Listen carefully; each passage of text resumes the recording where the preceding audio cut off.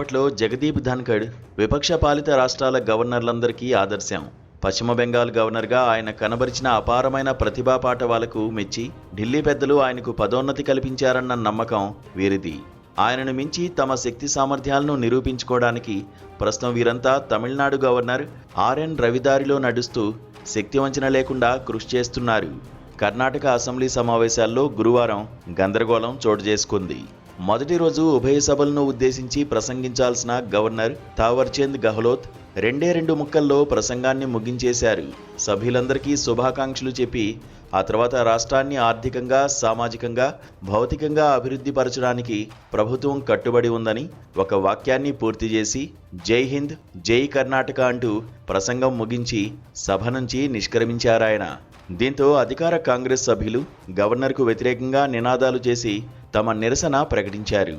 ఒక పక్షానికి ప్రజా సమస్యలుగా కనిపిస్తున్న అంశాలు మరో పక్షానికి రాజకీయం అనిపించడం సహజం. మహాత్మాగాంధీ జాతీయ ఉపాధి హామీ పథకాన్ని సమూలంగా మార్చివేసి దాని స్థానంలో కేంద్ర ప్రభుత్వం తెచ్చిన జీరామ్జీ పథకం మీద ఈ సమావేశాల్లో చర్చించాలని కాంగ్రెస్ ప్రభుత్వం నిర్ణయించుకుంది. కొత్త పథకంతో పేదలకు అన్యాయం జరుగుతుందని, రాష్ట్రాలపై అదనపు ఆర్థిక భారం పడి పంచాయతీలకు నిర్ణయాధికారం పోతుందని కాంగ్రెస్ చేస్తున్న వాదనను తాను అధికారంలో ఉన్నది కనుక ఈ సమావేశాల్లో చెప్పుకోవాలనుకుంది. ఇందుకు ప్రతిగా సీఎం, డిప్యూటీ సీఎం నాయకత్వ పోరు సహా పలు అంశాలతో కాంగ్రెస్ను ఇరకాటంలో పెట్టడానికి బీజేపీ సిద్ధపడింది. ఈ రాజకీయ పోరులో గవర్నర్ భాగస్వామి కావాల్సిన అవసరం లేదు. మంత్రివర్గం ఆమోదించిన ప్రతిని యథాతథంగా చదవాల్సిన రాజ్యాంగబద్ధమైన స్థానంలో ఉన్న ఆయన కేంద్రం మీద విమర్శలు కారణంగా చూపి చదవడం మానివేయడం సరికాదు. ప్రసంగ ప్రతులను ఆక్షేపించే అధికారం గవర్నర్కు లేదు. కేబినెట్ ఆమోదించిన ప్రతిని కాక తనకు నచ్చిన ఓ 2 మాటలు వల్లించి సభ నుంచి వెళ్లిపోయిన గవర్నర్ మీద సుప్రీంకోర్టును ఆశ్రయిస్తానని సిద్ధరామయ్య అంటున్నారు.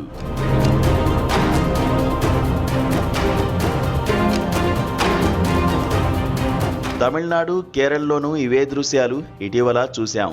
తమిళనాడు గవర్నర్ ఆర్ఎన్ రవి ప్రసంగం చదవకుండా సభ నుంచి వెళ్లిపోయారు. స్టాలిన్ ప్రభుత్వం తయారు చేసిన ఈ ప్రసంగ పాఠంలో అతిశయోక్తులు, నిరాధారమైన ఆరోపణలు ఉన్నాయని లోక్ భవన్ ఆరోపణ.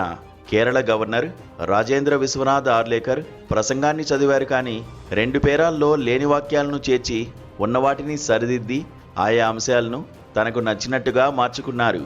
ఆ మార్పులతో ప్రభుత్వం చెప్పదలుచుకున్న దానికి భిన్నమైన అర్థం వచ్చిందని ముఖ్యమంత్రి పినరాయి విజయన్ సభకు వివరించారు. ఆరిఫ్ మహమ్మద్ ఖాన్తో విజయన్ ప్రభుత్వం సాగించిన పోరాటం తెలిసిందే. గతేడాది ఫిబ్రవరిలో తమిళనాడు గవర్నర్ను ఉద్దేశించి సుప్రీంకోర్టు తీవ్ర వ్యాఖ్యలు చేసింది.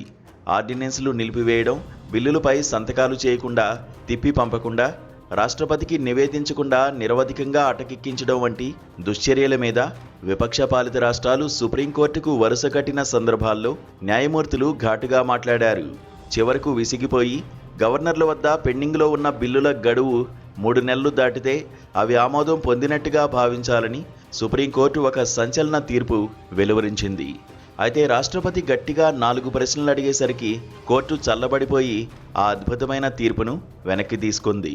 హక్కులు, అధికారాల పేరిట ప్రస్తుత దుర్మార్గ విధానమే కొనసాగాలని పాలకులు కోరుకుంటున్నారు. తమకు నచ్చినట్టుగానే ప్రసంగాలు రాయాలని, లేని పక్షంలో చదవడం మానివేయడమో, అక్కడ లేని దాన్ని చదవడమో, ఉన్నదాన్ని పూర్తిగా మార్చివేయడమో తప్పదని ఈ 3 గవర్నర్లు తేల్చి చెబుతున్నారు. రాజ్యాంగం ప్రతినిధులుగా, సమన్వయకర్తలుగా, సంధానకర్తలుగా ఉండాల్సిన వారు కేంద్రం కనుసన్నల్లో నడిచే ఏజెంట్లుగా, పార్టీ కార్యకర్తల్లాగా వ్యవహరించడం ఆ ఉన్నతమైన వ్యవస్థకు అప్రదిష్ట తెస్తోంది. ప్రజాస్వామ్య వ్యవస్థలో ప్రజలు ఎన్నుకున్న ప్రభుత్వానిదే పైచేయి. దాన్ని గౌరవించి రాజ్యాంగబద్ధంగా నడుచుకోవడం గవర్నర్ విధి.